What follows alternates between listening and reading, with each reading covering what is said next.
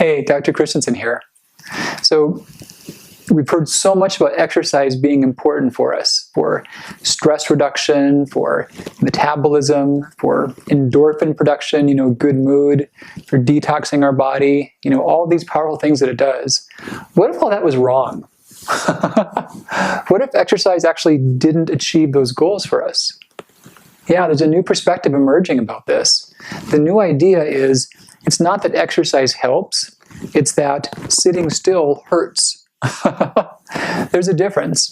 The difference is that if you're totally sedentary for an 8-hour block and you kill it in the gym for an hour, you may not see that much benefit. But on the other hand, if maybe you even skip the killer gym hour and you broke up your 8-hour block with some little patterns of movement, you might even get more of all those same benefits. And that could take less time and less effort. How cool would that be? And here's the other concept. The 8-hour block of being sedentary, pretty much computer time for a lot of us. On the office or writing, a lot of us like to write or build content or research. What if you could take that 8 hours and in that 8 hours, you know that you're not really hitting it all the time. You know that during a lot of it, you're kind of checked out. Maybe you're really literally checked out. You're doing other activities online. But during parts of that 8 hours, you know that you're not mentally at your best. So let's say 4 hours, you're really just doing great. You're really spot on and things are happening. So half the time. What if you could take that 4 hours and make that into 6 hours? What if you could have like 2 more hours of super peak productivity? How cool would that be? So here's the secret. The sedentary time, sitting is the new smoking.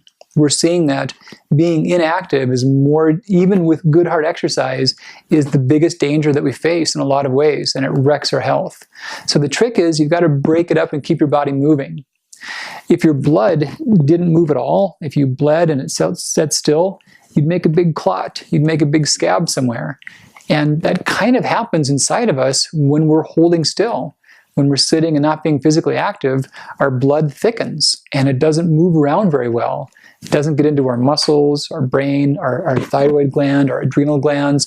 They all lose good stuff they need because our blood is just getting thick and stagnant. The other part we've learned is that our blood gets pushed out from our heart, but it really expects our whole body to contribute with getting it to circulate. That's also true for our lymphatic fluid. So we need this movement to keep things happening, keep things working well. The other important thing is our brain function. So all this time when we're sedentary, we're pretty much using our brains. We're trying to figure things out and think and get creative and make solutions. I want you to think about there being a button right under your rear butt cheek on the right side. And the button, when you sit down, activates a timer. And once that timer hits about 45 minutes, your brain shut off. It's actually true. Not literally that there's a button you can see, but our brains were adapted to help us negotiate dangerous environments. Find food, get away from predators, find a mate every now and then. That's what our brains are all about.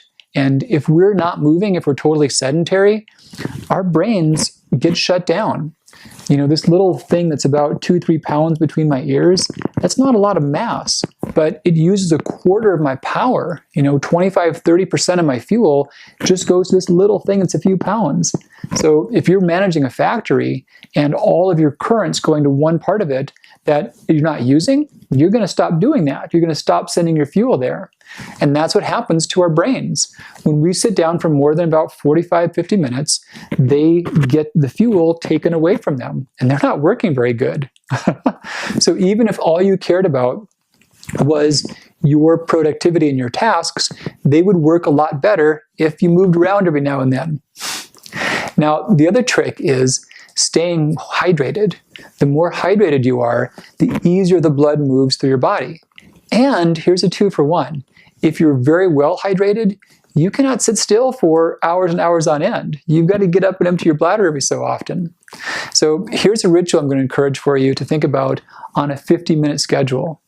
I worked this out writing the last book, The Adrenal Reset Diet, and I had life, trying to stay fit, family, kids, practice, managing this stuff, and then writing a book. And you really need block time to research and think and make new concepts. You can't like grab 10 minutes here and there and expect it to be quality. So I would have sometimes days to where I'd log 14 hours of writing, sometimes even more. And to do that, I learned some ways to break up the day. And doing it well, I could end up a day like that feeling refreshed and invigorated and actually happy. So here's how this works. Every 50 minutes, give yourself a cycle of movements. I actually used a timer. I would set a timer on my phone because you would get in the flow, you'd be doing things, you wouldn't be aware of it. So 50 minutes go off, get up, first thing is doing some shoulder swings. Do some really hard rotations. Imagine your arms being just loose and forward and back as fast as you can, doing a dozen each direction. Once you've done your shoulder swings, the next step is deep diaphragmatic breathing. We're always trying to suck it in, look good. That's not how we breathe best. We breathe best by pushing it out and by pulling air deep, deep into our lungs. The lower parts of our lungs have the most blood supply and they get the most oxygen into our brain. So once you've done your shoulder swings, do some deep, deep, strong, full diaphragmatic breaths. And if you're not used to those, put your hand on your belly and aim to push your hand out as you're breathing in. So something like this.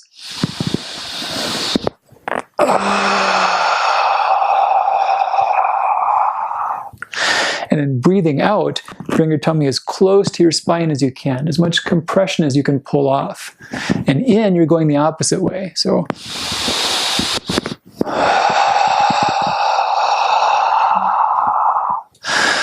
half a dozen deep, deep diaphragmatic breaths. The next trick is the distant focus. Now we have all these things in our language about seeing the big picture, what's coming up on the horizon. And think about those metaphors. When you're visually focusing on what's right in front of you, we use that as a metaphor too. What's right in front of you versus what's the big picture. It changes how our brain is working and it diminishes our creativity and it diminishes the blood flow to our brain if we don't look far away. A great idea is where you're working, have access to a window. And if you've got to walk a little ways to get to it, all the better, the movement's good. But find a distant point that's outside of a window, ideally more than 30 feet away. If there's something you can see on the horizon, that's great. Find a point as far away as you can and find a specific object you can look at. I happen to see the tip of a mountain from where I am right here. So I'm going to focus on that. And then I will focus as close in as I can on my finger. Okay, finger's clear, back to the mountain. Mountain's clear, back to the finger. Mountain, finger, back and forth. So you do half a dozen of those. Your visual acuity will improve. If you need glasses, you may need to adjust your prescription to a lighter version, or you may not need them. That happens. Your mental acuity and productivity will go up radically by seeing the big picture and by seeing what's on the horizon. Literally and metaphorically, it changes how your brain works. The other part of this little ritual is the leg shake. So it's pretty much the same thing we did with our arm, but one leg at a time. Just shaking it out really strongly for a couple of good breaths. Both sides. Just getting some blood flow, some movement, and feel free to hold on to things or stabilize as you need to. So build yourself a ritual. There's mine. It works really well. Every 50 minutes, shoulders, some deep breaths, seeing the big picture, seeing off at the distance, and then something kind of like doing the hokey pokey. Get yourself some more water, take a quick trip to the restroom every 50 minutes. And the crazy thing is that you can go through a long, full day of doing sedentary activities, and you can find yourself feeling happier and more engaged and more focused, rather than feeling wrecked like normally happens. So try that out. Stress less about crazy hard training and think more about breaking up the inactivity to really revitalize your health and ramp up your mission. Reset your life, reset your health. Love to show you how. Dr. Christensen, and I'll talk to you soon.